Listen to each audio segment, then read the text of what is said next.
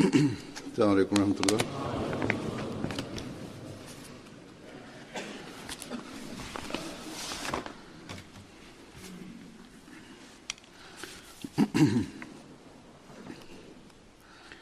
أشهد أن لا إله إلا الله وحده لا شريك له وأشهد أن محمدا عبده ورسوله أما بعد فأعوذ بالله من الشيطان الرجيم بسم الله الرحمن الرحيم الحمد لله رب العالمين الرحمن الرحيم مالك يوم الدين إياك نعبد وإياك نستعين اهدنا الصراط المستقيم صراط الذين أنعمت عليهم غير المغضوب عليهم ولا الضالين.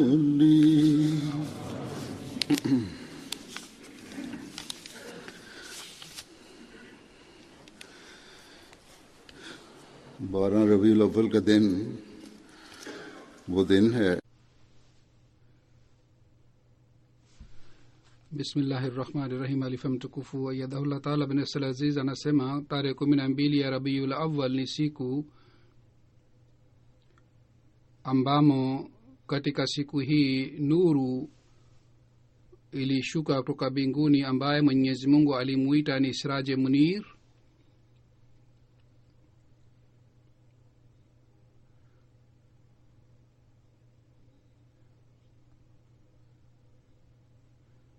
Nuru hii ilipatia dunia hii mwanga na nuru wa kiroho, na ilipangwa kwamba yeye ahakikishe mwongozo unapatikana duniani, na yeye alifanya kazi hii.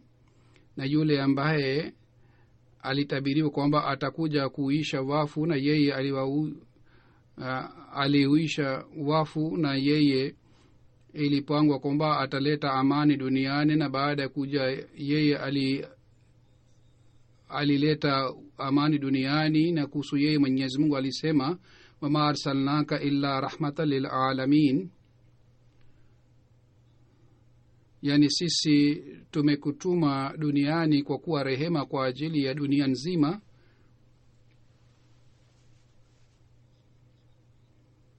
Na yeye alikuwa rehema si kwa ajili ya wanadamu tu, bali alikuwa rehema kwa ajili ya viumbe vingine vyote. Yeye alikuwa rehema si kwa ajili ya Waislamu tu, bali alikuwa rehema kwa ajili ya wasiokuwa Waislamu.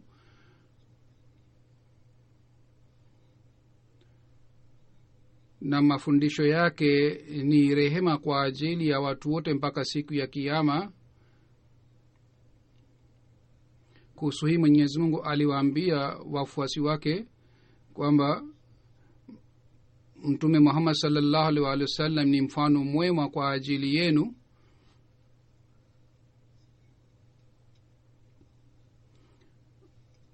Kama alivyosema Mwenyezi Mungu, laqad kana lakum fi rasulillahi uswatun hasana,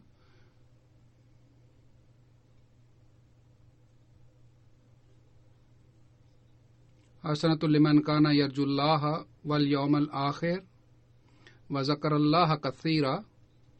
Yani bila shaka Mtume Muhammad sallallahu alaihi wasallam ni mfano mwema kwa ajili yenu, kwa ajili ya kila mtu ambaye anategemea, anaamini Mwenyezi Mungu na siku ya akhira, na vile vile anamkumbuka Mwenyezi Mungu kwa wingi sana.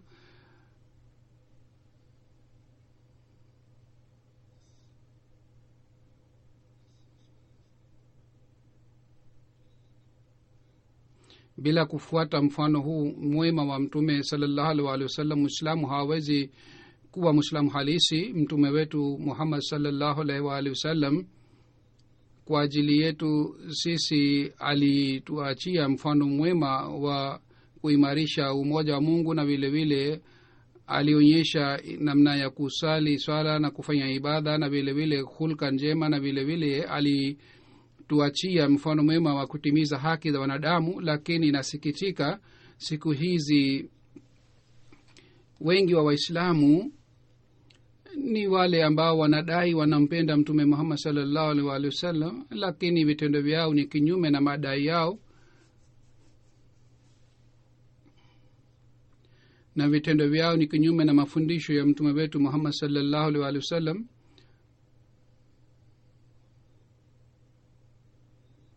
Mtume sallallahu alaihi wasallam alikuja kwa kuwa rahmatul lil alamin, lakini hawa watu ambao wanasema wanampenda mtume na leo siku ya 12 kwa shauku sana wanasherehekea siku hii ya kuzaliwa kwa mtume sallallahu alaihi wasallam, na wao badala ya kuahidi katika siku hii kwamba ewe mjumbe wa Mwenyezi Mungu sallallahu alaihi wasallam, sisi kwa kufuata mfano wako mwema tutasambaza rehema kila mahali, kila upande. Lakini hali ni aina hii kwamba fitina yanapatikana katika nchi nyingi za Waislamu siku hii ya leo.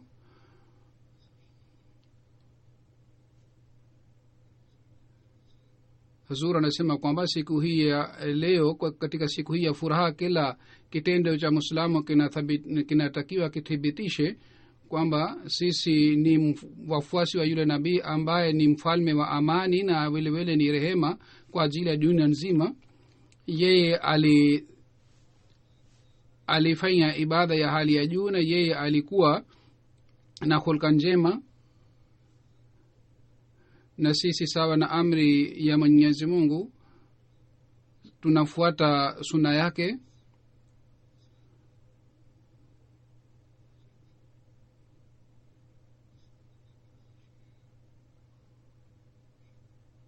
Sisi kwa sababu ya furaha ya kuzaliwa kwa mtume Muhammad sallallahu alaihi wasallam siku hii ya leo, sisi tutaonyesha mapenzi ya hali ya juu, kwa sababu mtume sallallahu alaihi wasallam alisema wafuasi wake wawe na sifa za aina hii, na yeye alitutegemea tuwe na sifa za aina hizi, na hivyo ndivyo alitupatia mafundisho. Lakini kinyume na mafundisho haya, ufisadi unapatikana katika Waislamu, hata katika nchi ambayo si nchi za Waislamu. Hawa watu pia wana hofu kwa sababu ya hali ya Waislamu.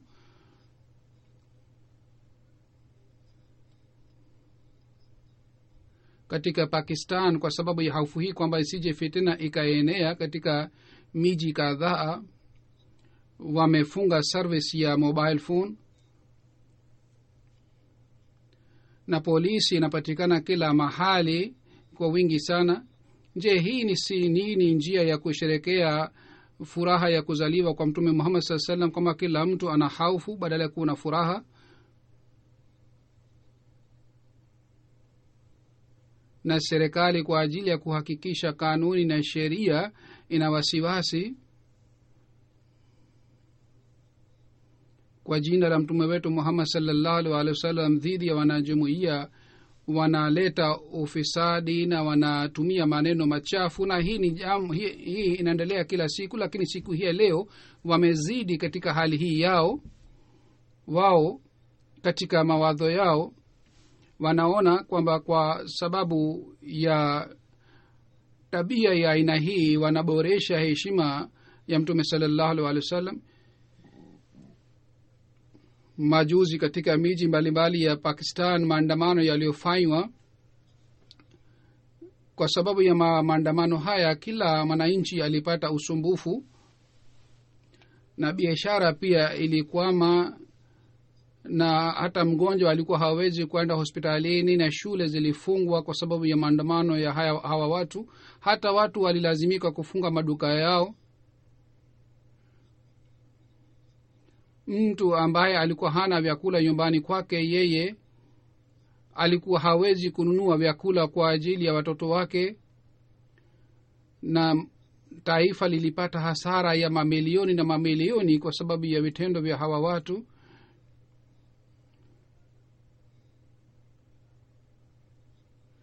Na hayo yote ilitokea kwa sababu hawa maulama walisema wanafanya hii kwa sababu ya kumpenda mtume sallallahu alaihi wasallam. Lakini yule mtume wetu ambaye ni rahmatul alamin, yule ambaye alitupatia mafundisho haya kwamba mutimize haki za njia, pia hawa watu wamefanya kinyume na mafundisho haya. Mtume sallallahu alaihi wasallam alisema kwamba msipige kelele katika soko. Mtume sallallahu alaihi wasallam alisema kwamba msikae katika njia ambayo inatumika na watu. Maswahaba wakasema sisi tunalazimika kukaa katika njia kwa sababu wakati ule kwa ajili ya biashara watu walilazimika kukaa pale kwa sababu kulikuwa hakuna ofisi. Kwa hiyo watu walilazimika kukaa njiani na sokoni kwa ajili ya kufanya biashara na kuzungumza kuhusu biashara. Mtume sallallahu alaihi wasallam kwa kusikia hii alisema, basi ikiwa mnalazimika katika hali hii mnalazimika kutimiza haki za njia. Mtume sallallahu alaihi alipoulizwa kwamba njia, haki za njia ni nini, Mtume sallallahu alaihi wasallam akasema, muinamishe macho yenu, msiwasumbue watu, hii ndiyo ni haki ya njia, na vile vile mujibu salamu ya watu, hii ni haki ya njia. Vile vile musihi mambo mema, na hii ndiyo ni haki ya njia. Lakini hawa watu kwa jina la heshima ya mtume Muhammad sallallahu alaihi wasallam wanafunga njia, na kwa kufanya hii walikuwa wanawasumbua watu. Licha ya kuwa na hali hii yote, hawa watu wanadhani kwamba wao ni viongozi wa dini, na hawa sawa na hiari yao na fatwa yao wanaweza kuwaita watu makafiri na waaminio. Hii ndiyo ni hali ya na vitendo vya hawa watu, na mambo haya yote ni kwa ajili ya masilahi ya nafsi zao. Mafundisho ya mtume sallallahu alaihi wasallam, na kwa kupitia mfano mwema wa mtume sallallahu alaihi wasallam hatuoni mfano hata moja ya aina hii. Hawa watu waendelee kufanya wanataka kufanya, lakini sisi wanajumuiya ni jukumu letu kwamba tuzingatie kila mfano mwema wa mtume sallallahu alaihi wasallam na tufanye juhudi ya kufuata mfano wake, na tufanye hii kwa kutumia juhudi yetu yote. Hazur anasema sasa hivi kuhusu mfano mwema wa mtume sallallahu alaihi wasallam, nataka kueleza sifa mbalimbali za mtume sallallahu alaihi wasallam. Mtume sallallahu alaihi wasallam alimpenda Mwenyezi Mungu. Kwa kueleza hali hii ya mapenzi ya mtume sallallahu alaihi wasallam na Mungu, Sayyidina Muhammad sallallahu alaihi wasallam anasema mtume sallallahu alaihi wasallam alikuwa mpenzi wa Mwenyezi Mungu, na kwa kufanya hii alipata ile ambayo mtu mwingine hakuweza kupata duniani kote. Mtume sallallahu alaihi wasallam alikuwa akimpenda Mwenyezi Mungu kiasi hiki kwamba watu wa kawaida walikuwa wakisema ashika Muhammadun rabbahu, yani Muhammad sallallahu alaihi wasallam amekuwa ashiki wa mtume Muhammad wa Mwenyezi Mungu.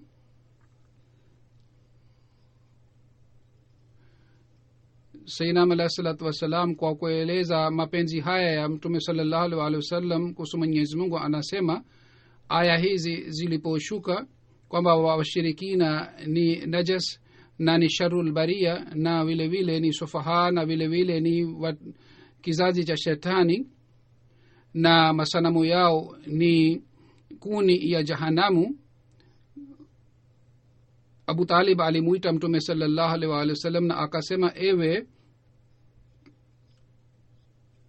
nephew yangu, kwa sababu ya hali yako hii kaumu imekuwa mdui, labda watakuua na labda wataniua pia kwa sababu ya hali yako hii. Wewe umewaita watu wao wajinga, na vile vile umewaita masanama yao sharul baria, na vile vile umewaita kwamba wale ni kuni ya jahanamu. na umesema kwamba hawa wote ni najis, ni chafu. Kwa mimi nakusihi kwamba wewe usiwaite watu hawa kwa majina haya na usiwatukane. Pengine mimi siwezi kusimama dhidi ya taifa hili. Haya ni maneno aliyosema baba mdogo wa mtume sallallahu alaihi wasallam. Sayyidina alayhi salatu wasallam anasema kwa kusikia hii mtume sallallahu alaihi wasallam alisema, ewe baba mdogo, haya si matukano bali ni hali yao halisi na ni hali ya vitendo vyao wanafanya, na kwa ajili ya kazi hii mimi nimetumwa. Ikiwa mimi kwa ajili ya kazi hii na lazimika kufa, basi mimi nitakubali kufa. Mimi nimejitolea maisha yangu kwa ajili ya kazi hii, mimi siwezi kuogopa mauti. Basi ewe baba mdogo, ikiwa unaogopa, basi wewe usijali kuhusu mimi sihitaji msaada wako hata kidogo. Mimi sitajizuia katika kufikisha ujumbe wa Mwenyezi Mungu. Mimi napenda kazi yangu zaidi kuliko nafsi yangu. Hata kama mimi nakufa katika njia hii, basi mimi nataka nipate uhai tena kwa ajili ya kazi hii. Kwa mimi sina hofu bali napata ladha katika kazi hii. Mtume sallallahu alaihi wasallam alikuwa anasema maneno haya, na katika uso wake ukweli ulikuwa unadhihirika waziwazi. Mtume sallallahu alaihi wasallam alipomaliza mazungumzo yake kwa kuona haki, Abu Talib pia akaanza kulia na akasema, mimi nilikuwa sijui hali yako hii halisi.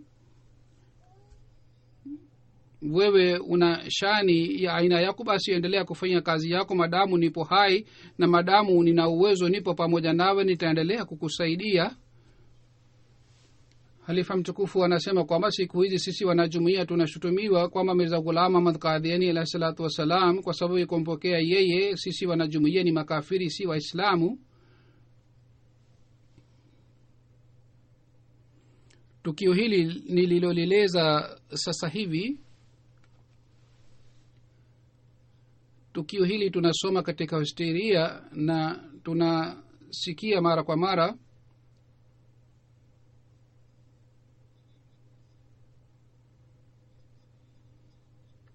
Lakini jinsi alivyoeleza Sayyidina alayhi salatu wasalam kwa moyo wake wote, kwa kusoma maneno yake inaonekana mapenzi ya mtume sallallahu alaihi wasallam alikuwa nayo. Na vile vile kwa kupitia maneno haya Sayyidina alayhi salatu wasalam tunaona alikuwa kumpenda Mwenyezi Mungu, na yeye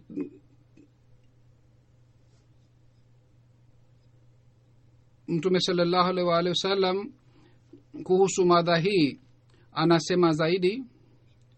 Basi mimi nashangaa kwamba huyu nabii Mwarabu ambaye jina lake ni Muhammad sallallahu alaihi wasallam, baraka maelfu na maelfu zimshukie, kwamba huyu ni nabii wa aina gani. Sisi hatuwezi kujua hali ya heshima yake na shani yake, wala wanadamu hawezi kujua hali ya imani yake. Lakini nasikitika kwamba mtume Muhammad sallallahu alaihi wasallam hakutambuliwa jinsi alivyotakiwa atambuliwe. Yeye alileta tauhidi iliyopotea duniani. Yeye alimpenda Mwenyezi Mungu katika hali ya juu, na vile vile alipenda viumbe vya Mwenyezi Mungu.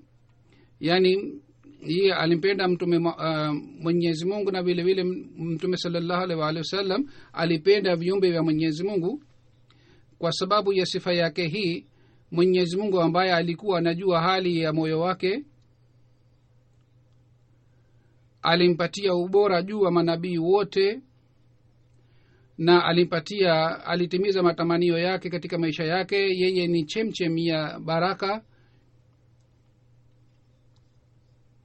Mtu akidai kwamba yeye amepata baraka bila kumfuata mtume sallallahu alaihi wasallam, yeye si mwanadamu bali ni kizazi cha shetani, kwa sababu mtume sallallahu alaihi wasallam amepewa ufunguo wa baraka, na mtume sallallahu alaihi wasallam amepewa hazina ya kila baraka.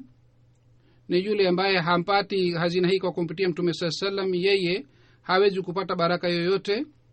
Sisi tutakuwa wenye kukufuru neema ikiwa sisi hatukiri kwamba tauhid tulipata kwa kumpitia mtume sallallahu alaihi wasallam na kwa kumpitia mtume sallallahu alaihi wasallam tulimjua Mwenyezi Mungu,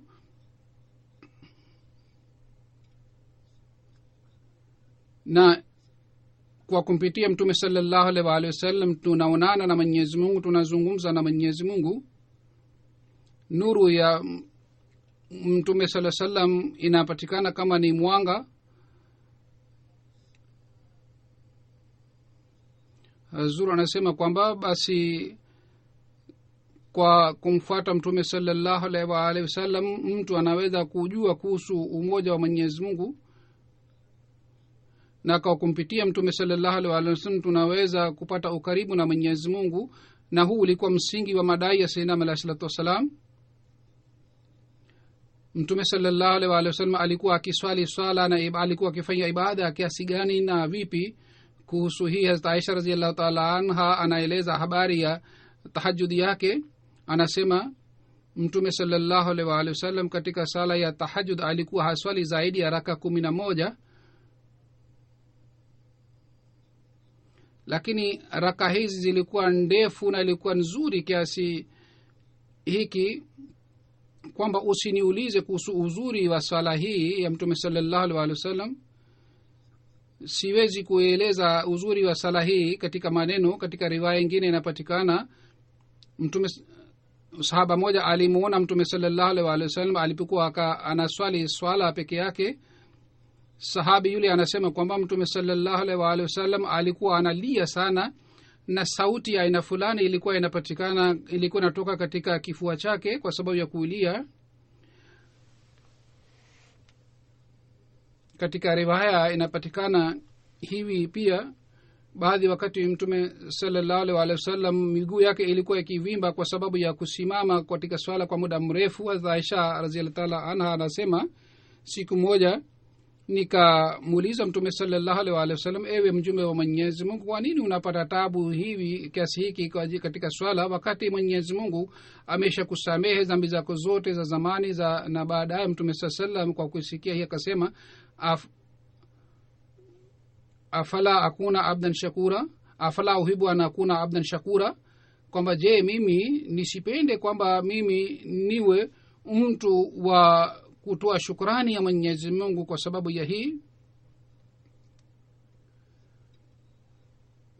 Huzuri anasema maswahaba walipata mapinduzi gani kwa kuona hali hii ya ibada ya mtume sallallahu alaihi wasallam. Sayyidina alayhi salatu wasallam anasema, mimi nasema kwa dhati kwamba hata kama mtu anakuwa mdui awe Mkristo au baniani, anapoona hali ya mtume sallallahu alaihi wasallam na anapoona hali ilikuwa inapatikana kabla ya mtume sallallahu alaihi wasallam, kisha baadaye anaona mabadiliko yalipatikana kwa kupitia mafundisho yake, basi kwa kuona hali hii yeye atalazimika kusema kwamba mtume sallallahu alaihi wasallam alikuwa mkweli. Katika Qur'an tukufu hali ya zamani ilikuwa ya aina hii. Mungu anasema,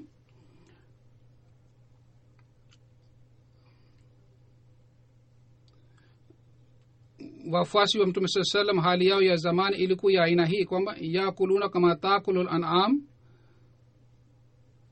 yani kabla ya kumpokea mtume sallallahu alaihi wasallam wao walikuwa wakila kama wanyama wanakula. Ni hali yao ilikuwa sawa na wanyama.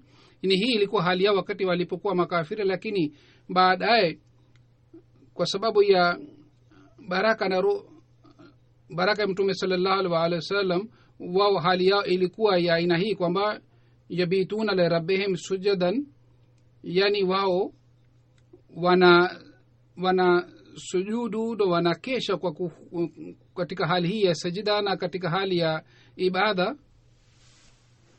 Mabadiliko yalipatikana katika wale washenzi wa Waarabu ilikuwa ya aina hii.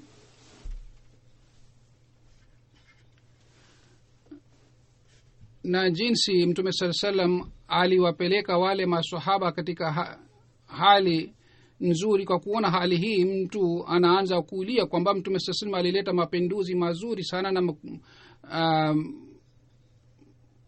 makubwa sana. Anasema Sayyidina Ahmad alayhi salam kwamba mfano wake haupatikani katika dini nyingine. Hii si story ya tu, bali ni matukio yaliyotokea katika historia wakati wa mtume sallallahu alaihi wasallam. Hazur anasema kwamba wanajumuia wao pia wana jukumu kwamba kwa kufuata mfano huu wa masahaba wa mtume saa salam jinsi walioboresha ibada yao, sisi pia tuboreshe ibada zetu, hali ya ibada yetu, na tusiendelee kuangukia dunia. Tanzim mbalimbali za jumuiya zinanipatia taarifa kwamba asilimia kiasi hii wameanza kusali swala, asilimia 40, 50 au 60. Hazuru anasema kwamba sisi madamu hatu swali asilimia 100% hatuwezi kukaa kwa utulivu. Tena jukumu hili si la jukumu la tanzim tu, bali ni jukumu la kila mwanajumuiya ajichunguze na achunguze hali yake, yeye yukoje. Kisha katika ukweli mtume sallallahu alayhi wasallam alikuwa na hali ya aina gani? Nazar bin Haris ambaye alikuwa mdui wa mtume sallallahu alayhi wasallam anatoa ushahidi kuhusu hii. Viongozi wa makafiri Abu Jahal na huyu bwana pia walikuwepo katika viongozi, walikuwa wamekaa pamoja. Mtu mmoja alisema kwamba basi tusambaze habari hii kwamba mtume sallallahu alayhi wasallam ni mchawi na yeye ni muongo. Haris akasimama akasema, enyi viongozi wa Makuresh,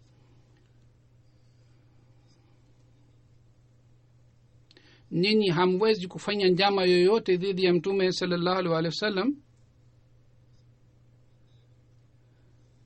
Anasema Muhammad sallallahu alaihi wasallam alikuwa kijana kati yenu na alikuwa mpendwa wa nyinyi nyote, na alikuwa mkweli zaidi kuliko wote, na alikuwa mwenye amana zaidi kuliko wengine wote.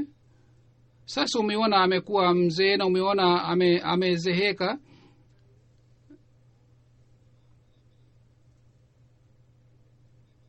na ameleta ujumbe. Sasa mumeanza kusema kwamba yeye ni mchawi. Yeye si mchawi, kwa sababu sisi tumeshuhudia wachawi. Mumesema yeye alikuwa kahini, sisi tumeshuhudia makahini wengi. Yeye sio kahini. Mumesema yeye ni shairi, lakini sisi tunajua shairi ni nini. Kwa hiyo yeye sio mshairi. Nyinyi mlisema yeye ni mwenda wazimu, lakini hakuna dalili yoyote ya hii ndani yake. Basi enyi wenye viongozi wa Quraysh mufikirie zaidi, kwa sababu mnapambana na mtu ambaye ni mkubwa sana na ni mwenye sifa nzuri sana. Kwa hiyo Abu Jahl hakuweza kukataa kwamba mtume sallallahu alaihi wasallam ni mkweli. Abu Jahl akasema kwamba mimi sisemi kwamba wewe ni mkweli, lakini mimi nakataa mafundisho yako kwa sababu unazungumza dhidi ya masanamu yetu. Abu Sufyan katika ufalme wa Herakal alisema maneno sawa na hii kwamba mtume sallallahu alaihi wasallam hakusema uongo katika maisha yake, bali anatusihi tuseme kweli. Basi mtu ambaye alikuwa mdui wa hali ya juu, yeye pia hakuweza kumuita mtume sallallahu alaihi wasallam kwamba alikuwa muongo, na hii ni dalili kubwa sana ya unabii wake. Myahudi mtaalamu mmoja kwa kuona uso wa mtume sallallahu alaihi wasallam alisema kwamba huu uso si uso wa muongo. Basi siku hizi pia ni mafundisho ya mtume sallallahu alaihi wasallam ambayo yanaweza kuleta maadui karibu na Islam.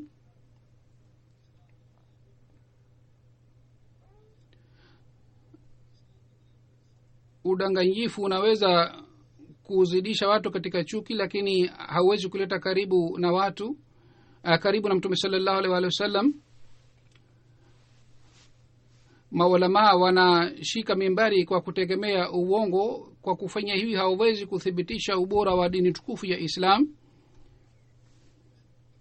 Basi kwa kufuata mfano mwema wa mtume sallallahu alaihi wasallam, wanajumuiya wanatakiwa waboreshe hali yao ya kusema kweli, ili kwa ajili ya kusambaza mafundisho mazuri ya Islamu urahisi upatikane.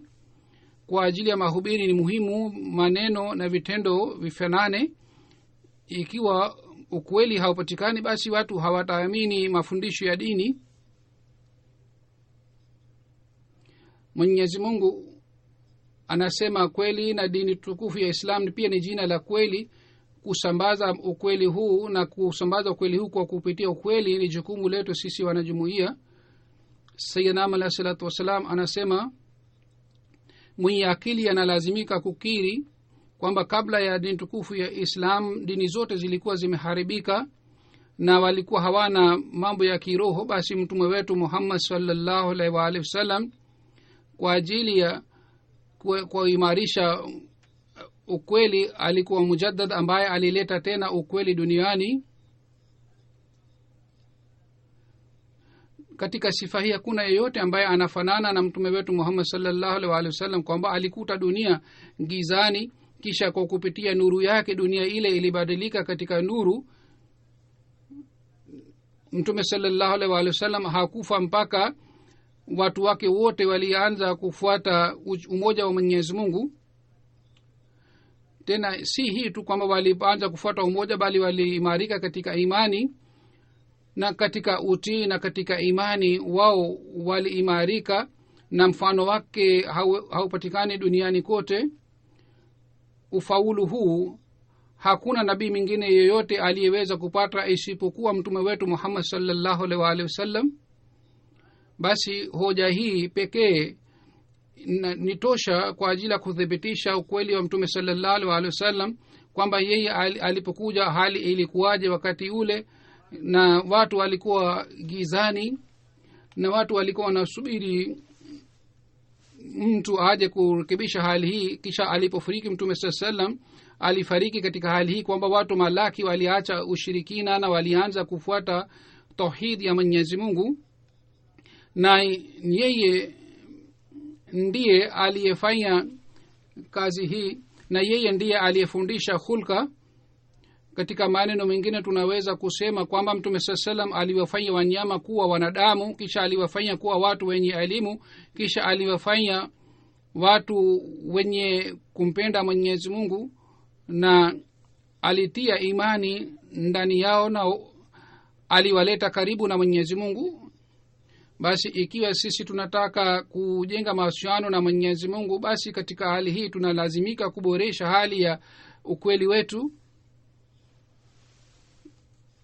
na kazi hii inayoweza kufanya katika zama hizi ni wanajumuiya tu, kwa sababu wao wameahidi kwamba watatanguliza imani juu ya dunia. Msiache hali hii iwe ahadi yenu tu, bali kila mwanajumuiya vitendo vyake vithibitishe kwamba yeye anafanya hiyo, ndipo yeye ataimarisha ukweli.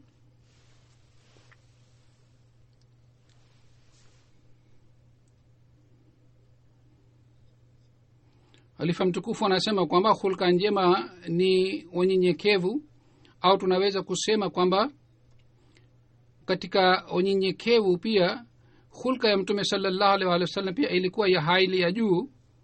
Kwa kueleza hali ya unyenyekevu wa mtume sallallahu alaihi wasallam, Hazrati Aisha radhiallahu ta'ala anha anasema haikutokea hata mara moja kwamba katika maswahaba, katika watu wa familia, mtu alimuita mtume sallallahu alaihi wasallam na mtume sallallahu alaihi wasallam hakujibu kwa kusema labbaik. Hazrati Aisha anasema kwa sababu ya hii katika Qur'an tukufu Mwenyezi Mungu anasema innaka la ala khuluqin azim, yani bila shaka wewe umepewa hulka njema. Mtume sallallahu alaihi wasallam alipokuwa akimwelekea mtu alikuwa akimwelekea vizuri, alikuwa akinamisha macho.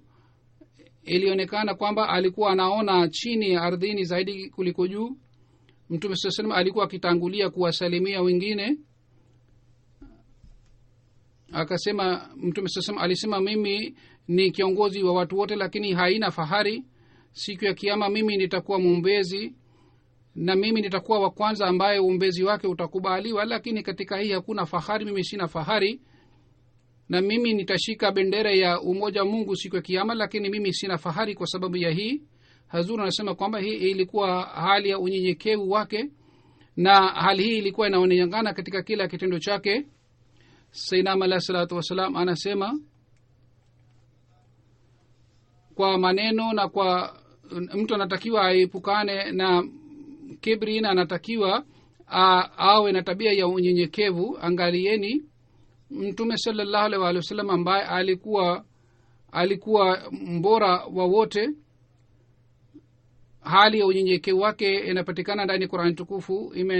Imeandikwa kwamba kipofu moja alimjia mtume sallallahu alaihi wasallam na alikuwa akisoma Qur'an tukufu. Yule kipofu alikuwa akisoma Qur'an tukufu. Siku moja viongozi wa Maka walikuwa pamoja na mtume sallallahu alaihi wasallam, walikuwa wanazungumza naye, na mtume sallallahu alaihi wasallam kwa sababu ya kuzungumza nao kwa muda mrefu, yule kipofu kwa sababu ya kuchelewa yeye akaondoka. Jambo hili lilikuwa la kawaida, lakini kuhusu hali Mungu aliteremsha sura, na katika sura ile, baada ya kuteremka kwa sura hii, mtume sallallahu alaihi wasallam alimwendea nyumbani kwa yule kipofu na alimkalisha juu ya shuka lake. Sayyidina Muhammad sallallahu alaihi wasallam anasema kwamba wale watu ambao wanakuwa wanampenda Mwenyezi Mungu na wanaheshimu Mwenyezi Mungu wanalazimika kuwa wanyenyekevu, kwa sababu wao wanamwogopa Mwenyezi Mungu sana. Anasema Sayyidina Muhammad sallallahu alaihi wasallam kwamba ikiwa Mwenyezi Mungu anamkasirikia mtu kwa sababu ya hii, basi mtu anaweza kuangamia. Basi mkumbuke nasaha hizi na mfuate nasaha hizi. Hazur anasema kwamba hatuwezi kueleza sifa zote za mtume sallallahu alaihi wasallam. Katika kila hulka mtume sallallahu alaihi wasallam ni mfano kwa ajili yetu, na mtume sallallahu alaihi wasallam alikuwa mwalimu, alitufundisha hulka njema. Hata kama mtu mbaya alimjia mtume sallallahu alaihi wasallam, mtume alimtendea kwa hulka njema. Hadrat Aisha radhiyallahu ta'ala anha anasimulia, mtu mmoja aliomba ruhusa kuja kwa mtume sallallahu alaihi wasallam. Kwa kumuona yule mtu, mtume sallallahu alaihi wasallam akasema kwamba huyu mtu ni mtu mbaya sana huko nyumbani kwake, yani yeye hatendei vizuri na jamaa zake, na vile vile huyu ni kijana mbaya wa familia yake. Yule mtu alipokuja karibu na mtume sallallahu alaihi wasallam, alipokaa karibu naye, mtume sallallahu alaihi wasallam akazungumza naye kwa hulka nzuri sana. Ingawa alikuwa si mtu mzuri, lakini mtume sallallahu alaihi wasallam alizungumza naye vizuri sana kwa hulka njema. Wakati yule mtu alipoondoka, Hazrat Aisha radhiyallahu ta'ala anha akamuuliza mtume sallallahu alaihi wasallam, ewe mjumbe wa Mwenyezi Mungu, wakati ulipomuona yule mtu ulisema maneno kadhaa na kadhaa kuhusu huyu mtu, na wakati ulipozungumza naye ulizungumza naye kwa hulka njema sana, kwa njia nzuri ulizungumza naye. Mtume sallallahu alaihi wasallam kwa kusikia hii alisema, ewe Aisha, wakati gani umeona kwamba mimi nimezungumza maneno ya ufidhuli au mimi nilikuwa sina hulka njema? Bila shaka mtu mbaya siku ya kiyama atakuwa yule mtu, yani mtume sasa anasema bila shaka mtu mbaya kwa Mwenyezi Mungu siku ya kiyama atakuwa yule ambaye kwa kuogopa ubaya wake watu hawakutani naye wala hawamtembelei. Kwa kusikia hii, Aisha radhiallahu ta'ala anha akamuuliza mtume sallam, nitajuaje? Yule sahaba akamuuliza mtume sallam kwamba nitajuaje mimi nafanya vizuri au mbaya? Mtume sallallahu alaihi wasallam akasikia, ukisikia jirani yako anasema wewe ni mtu mzuri, basi ujue kwamba wewe una hulka njema na wewe ni mtu mzuri. Lakini jirani yako akisema wewe ni mbaya na vitendo vyake ni vibaya, basi katika hali hii ujue kwamba wewe ni vibaya na wewe una hulka mbaya.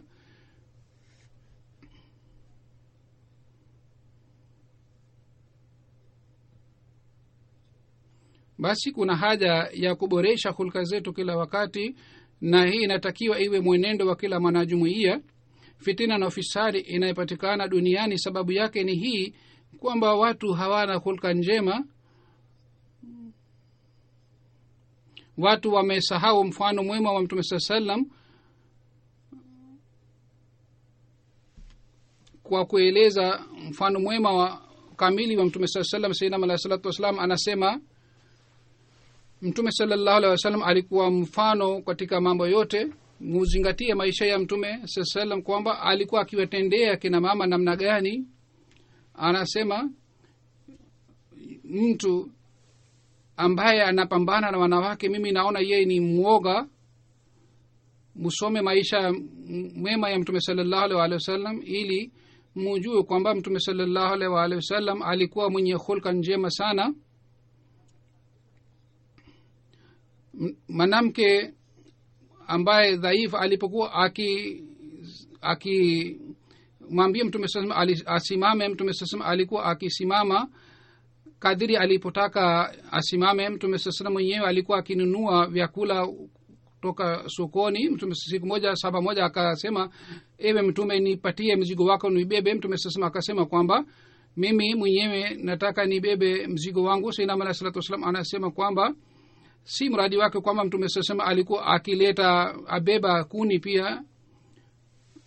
Anasema kwa kupitia matukio haya inathibitika kwamba mtume sallallahu alaihi wasallam alikuwa aliishi maisha ya unyenyekevu sana maisha yote. Kisha Sayyidina Muhammad sallallahu alaihi wasallam anasema, angalieni nabii wetu mtume Muhammad sallallahu alaihi wasallam kwamba miaka 13 alisumbuliwa sana huko Maka, na miaka 10 alipata utawala,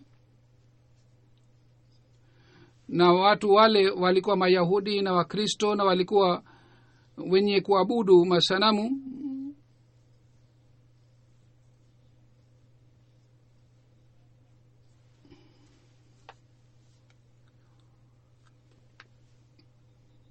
Wao walikuwa hawafanyi kazi yoyote kinyume na heshima ya masanamu yao. Wao walikuwa wakinywa pombe mara 5 au mara 7, hata badala ya maji wao walikuwa wakinywa pombe, na wao walikuwa wakiona haramu ni sahihi, na wao walikuwa wakiwaua watu bila kujali. Ilmuradi maovu yote yalikuwa yanapatikana ndani ya hawa watu. Kurekebisha hali ya watu hawa,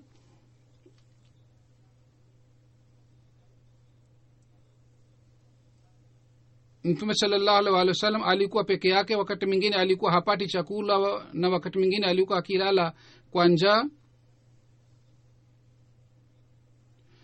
Katika Maka alipata usumbufu sana. Masahaba zake pia walikuwa wakipigwa na walikuwa wakisumbuliwa sana, na walikuwa wakiangaika sana kwa sababu ya hali mbaya kule, na alifukuzwa katika nchi yake. Kisha ilikuja zama ya pili, wakati mtume sallallahu alaihi wasallam alipohamia Madina. Wakati ule watu wote walikuwa chini yake, walikuwa hawawezi kwenda kinyume na mtume sallallahu alaihi wasallam. Mtume sallallahu alaihi wasallam alikuwa uwezo kiasi hiki kwamba angetaka angewaua watu wote. Angekuwa mwenye mgumu, basi angewaadhibu wale watu wote ambao walimsumbua.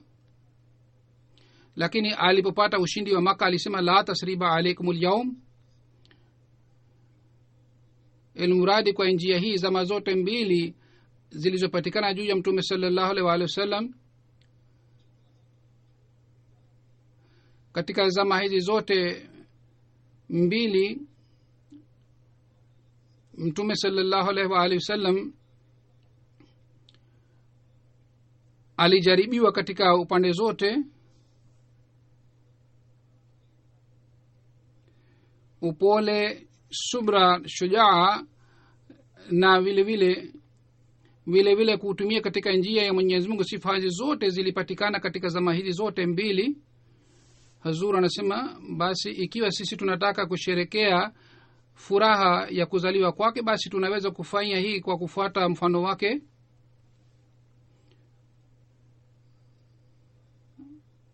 Na katika sherehe yetu inatakiwa tuwe na hulka njema. Katika ikiwa sisi hatuna sifa hizi, basi hakuna tofauti baina yetu na baina ya wasiokuwa Waislamu na wasiokuwa na jumuiya.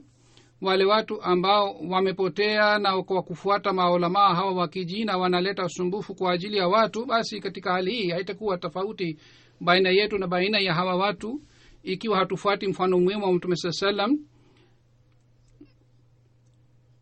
Bayati ya Sayyidina al-Islam inatutaka kwamba sisi tuzingatie mfano mwema wa mtume sallallahu alaihi wasallam katika maisha yetu. Mwenyezi Mungu awajalie wanajumuiya wote waweze kufanya hivi.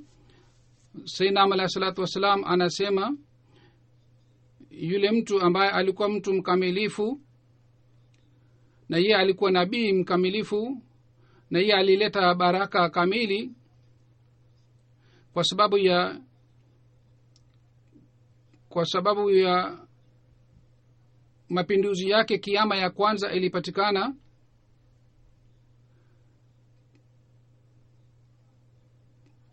na watu wote walikuwa wamekufa kwa sababu ya kuja kwake walipata uhai. Yule nabii mwenye baraka, khatamul anbiya, khatamul mursalin na fakhrun nabiyyin ni mtume wetu Muhammad sallallahu alaihi wa alihi wasallam. Ewe mpendwa Mungu wetu, umteremshie baraka na rehema ambayo hukumteremshia mtu yeyote mwingine. Ikiwa huyu nabii mwenye adhma asingekuja duniani, manabii wote walikuja kabla yake kama Yunus na Masih ibn Maryam na Malaki na Yahya na Zakaria. Manabii hawa wote ukweli wao usingethibitika ikiwa mtume Muhammad sallallahu alaihi wasallam asingekuja. Mtume sallallahu alaihi wasallam alikuwa mpendo wa Mwenyezi Mungu. Hii ni ihsani ya Mwenyezi Mungu kwamba hawa nabii walionekana kwamba ni wakweli duniani kwa sababu ya ushahidi wa mtume sallallahu alaihi wasallam. Allahumma salli ala Muhammadin wa alihi wa sahbihi ajmain wa akhiru da'wana alhamdulillahi rabbil alamin.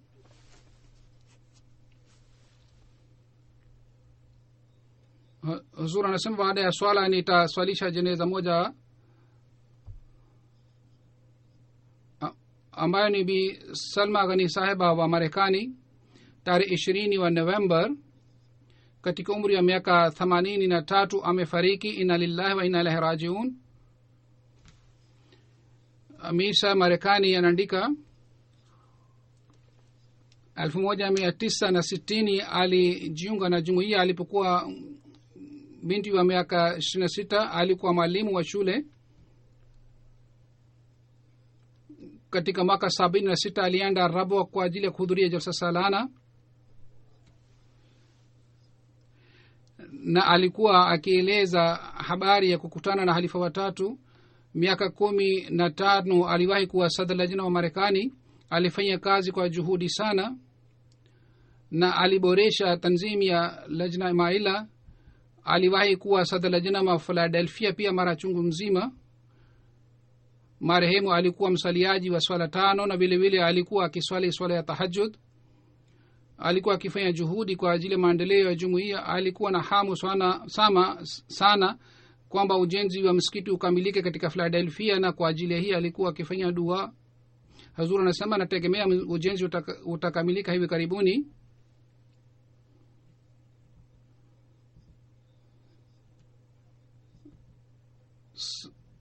Sadr sahiba wa jamaat anasema alikuwa akinisaidia sana katika kazi ya jumuiya. Sadr sahib wa jumuiya anasema alipopata kansa ya tumbo nilienda kukutana naye wiki moja kabla kufariki kwake. Akasema sikia wasia yangu, madaktari wanasema mimi nitafariki baada ya siku kadhaa, wewe utaongoza sala yangu na usisubiri zaidi ya siku 3. Kaburi imeshapangwa kule Philadelphia. Marehemu alikuwa hana watoto wala katika familia yake kulikuwa hakuna mwanajumuiya yoyote, lakini aliwatendea hawa watu wote vizuri katika maisha yake. Sadr lajna wa Marekani anaandika alilelewa katika mazingira ya Ukristo, lakini alikuwa hakubali kwamba Yesu alifariki msalabani. Vile alikuwa akijiuliza maswali kuhusu kafara. Katika hali alisoma kuhusu Catholic, Buddhmat, Hindumat na vile alisoma kuhusu madhehebu mbalimbali ya Ukristo, lakini yeye hakuridhika na dini yoyote. Katika hali hii, wakati alipokuwa anasoma kuhusu dini mbalimbali, rafiki yake moja ambaye alisilimu hivi karibuni alimpatia kipeperushi kimoja. Katika kipeperushi kile iliandikwa Yesu hakufa msalabani. Kwa kusoma kipeperushi kile akaanza kulia na akasema mimi nimepata uhai tena. Na anasema niliona kwamba nilikuwa nimekufa, lakini kwa kusoma hii nimepata uhai. na alipata majibu ya maswali. Baadaye alienda misikitini na akasoma vitabu mbalimbali. Hatimaye katika mji wa Philadelphia alijiunga na jumuiya. Mpaka mwisho wa uhai wake aliishi katika Philadelphia,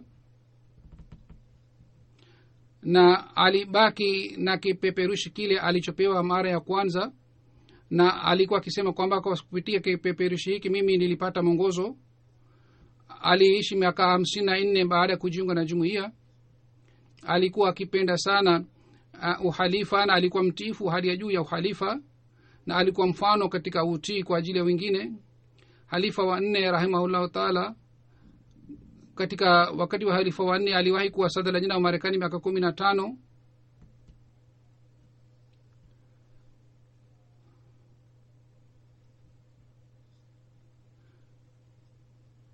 Aliwahi kuwa mwenyekiti wa deski ya lajna wa Amerika.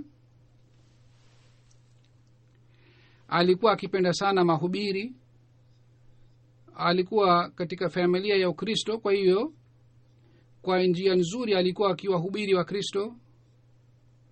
Kwa kupitia mahubiri yake watu wengi wakasilimu. Alikuwa akisii kwamba sisi tuishi kwa udugu.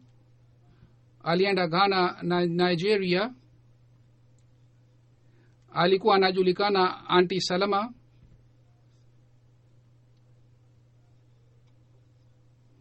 Na alikuwa anajulikana ni mwanamke, atakumbukwa kama ni mwanamke mwema sana.